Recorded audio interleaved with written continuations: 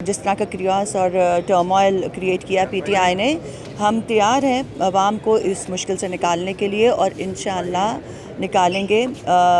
हमने अपनी ज़रूर वापस ले ली तहरीक एतमाद, मगर इंशाअल्लाह स्पीकर और डिप्टी स्पीकर का घेराव किया जाएगा। अभी हम देख रहे हैं हालात को, पार्टी मीटिंग्स हो रही हैं और जिस तरह ही हमें समझ आएगा और जिस तरह बेहतरी की तरफ हम कदम उठा सकते हैं, इंशाअल्लाह वज़ीर आला का इलेक्शन भी होगा और हमारा PMLN का वज़ीर आला जो वो भी आएगा और फिर इस हल्के इस सूबे को हम सही डगर पे लेके जाएंगे। तहलील हुई नहीं है, वो तो उनका ख्याल है कि उन्होंने तहलील कर दी, जितने मर्जी नोटिस निकालते रहे। कोई PTI का मेंबर ना छोड़ के गया, अगर कोई एब्सेंट था तो हमसे पूछ के था। मैं नॉर्थ पंजाब को मैं देख रहा हूँ तो वहाँ पे 1-2 मेंबर्स नहीं आए, उन्होंने अपनी वजूहत बताई हैं और मुझे पर्सनली भी पता है कि वो ठीक है, क्योंकि एक मेंबर को मैं पर्सनली जानता हूँ। गवर्नर की जो जिम्मेदारी है वो बहुत बड़ी जिम्मेदारी है। वो उन्हें एक पार्टी का नुमाइंदा बनकर बिहेव नहीं करना होता, उनके लिए सब पार्टियां बराबर होती हैं।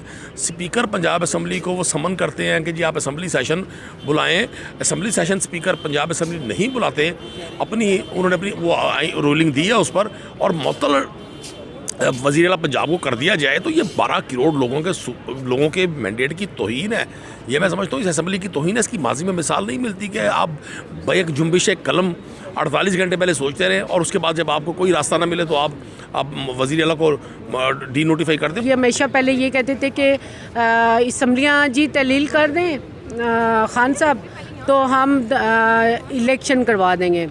अब जब हम तैयार हैं कि जी ठीक है हम असम्बलियाँ तहलील करते हैं, हमारी हुकूमत है KPK में है, यहाँ पे है कश्मीर में है, हर ज़्यादातर जगह पे तो हमारी हुकूमत है क्योंकि PTI नेशनल पार्टी है। इनकी कहाँ पे हुकूमत है?